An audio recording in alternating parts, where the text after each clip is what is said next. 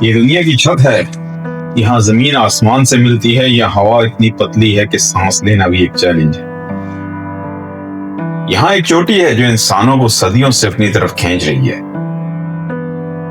جس کا نام ہے ماؤنٹ ایوریسٹ۔ نیپالی زبان میں ساگر ماتا، اس کا مطلب ہے آسمان کی پیشانی۔ تبتی زبان میں چومو لنگما، دنیا کی ماں۔ 8,849 میٹر، 29,032 فٹ۔ لیکن یہ صرف ایک پہاڑ نہیں ہے، یہ خواب ہے، یہ ایک جنون ہے، ایک چیلنج ہے، اور لاکھوں لوگوں کے لیے ایک موت ہے۔ یہ کہانی صرف ایک پہاڑ کی نہیں ہے، یہ ایک ملک کی کہانی۔ نیپال، ہمالیہ کا دل، ایک ایسا ملک جہاں دنیا کی 10 بلند ترین چوٹیوں میں سے 8 واقع ہیں۔ یہاں پہاڑ صرف پتھر اور برف نہیں ہے، یہ دیوتا ہیں۔ یہاں کے لوگ ان کی پوجا کرتے ہیں، ان سے ڈرتے ہیں اور ان پر فخر کرتے ہیں۔ کھٹمنڈو، ایک ایسا شہر جہاں ہزاروں سال پرانی ثقافت اور جدید دنیا آپس میں ملتی ہیں۔ یہاں ہندو مندر ہیں، بودھی اسٹوپے ہیں، اور ہر گلی میں روحانیت کی خوشبو ہے۔ اور یہیں سے سفر شروع ہوتا ہے ایوریسٹ کی طرف۔ ہر سال ہزاروں لوگ دنیا بھر سے آتے ہیں ایک خواب کو پورا کرنے کے لیے۔ 2025 کی بہار کے موسم میں 1127 کو پیماؤں نے نیپال کی 26 چوٹیوں کے لیے پرمٹ حاصل کیے۔ ان میں سے 456 نے صرف ایوریسٹ کے لیے پرمٹ لیے۔ ماؤنٹ ایوریسٹ پر چڑھنے کا خرچہ $11,000 سے $15,000 تک ہے، اور یہ صرف پرمٹ کی قیمت ہے۔ کل خرچہ $50,000 سے $1,00,000 تک جا سکتا ہے، لیکن پیسے سے کوئی چوٹی نہیں خریدی جاتی۔ کہا جاتا ہے کہ ایک کوپیما نے کہا، ایوریسٹ آپ کو پیسے سے نہیں خرید سکتا، یہ آپ کی روح خریدتا ہے۔ کچھ لوگ ایوریسٹ کو ایک بار چڑھتے ہیں اور کچھ اسے اپنا گھر بنا لیتے ہیں۔ کامیریٹا شیرپا، جسے ایوریسٹ مین کہا جاتا ہے، اس نے 2025 میں 31ویں بار، جی ہاں 31ویں بار ایوریسٹ کی چوٹی کو فتح کیا۔ انہوں نے پہلی بار 1994 میں یہ چوٹی سر کی تھی۔ تاشی گیالزین شیرپا، صرف 29 سال کی عمر میں اس نے 15 دنوں میں 4 بار ایوریسٹ کی چوٹی کو فتح کیا۔ اور کینٹن کول، ایک برطانوی کوپیما، جس نے 2025 میں 19ویں بار ایوریسٹ کو فتح کر کے اپنا ہی ریکارڈ توڑ ڈالا۔ یہ انسانی برداشت کی ایک نئی حد ہے۔ ایوریسٹ اب صرف ایک پہاڑ نہیں رہا، یہ ایک قطار بن گیا ہے۔ 18 مئی 2025 کو 135 لوگوں نے ایک ہی دن میں ایوریسٹ کی چوٹی کو فتح کیا۔ 2019 میں ایک دن میں 354 لوگ چوٹی پر پہنچے۔ ایوریسٹ پر یہ ہجوم، ٹریفک جام، کوڑے کے مسائل مزید اموات کا باعث بنتے ہیں۔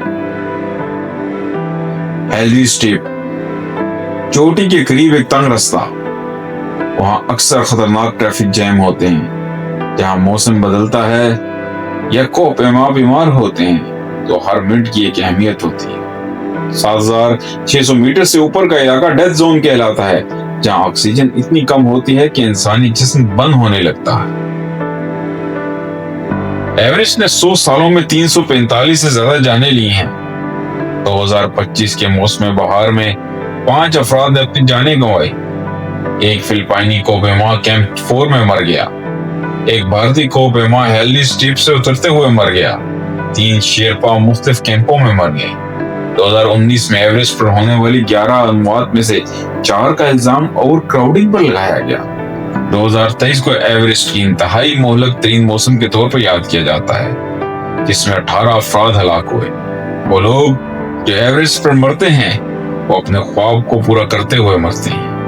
لیکن ایوریسٹ کی اصل کہانی کوپیماؤں کی نہیں ہے، یہ شیرپا کی کہانی ہے۔ شیرپا نیپال کے پہاڑی علاقوں کے مقامی لوگ ہیں۔ وہ لوگ ہیں جو راستے بناتے ہیں، رسیاں لگاتے ہیں، سامان اٹھاتے ہیں اور کوپیماؤں کو بچاتے ہیں۔ 29 مئی 1953 کو تنزنگ نورگے شیرپا اور سر ایڈمنڈ ہیلری ایوریسٹ کی چوٹی کو فتح کرنے والے پہلے انسان بنے۔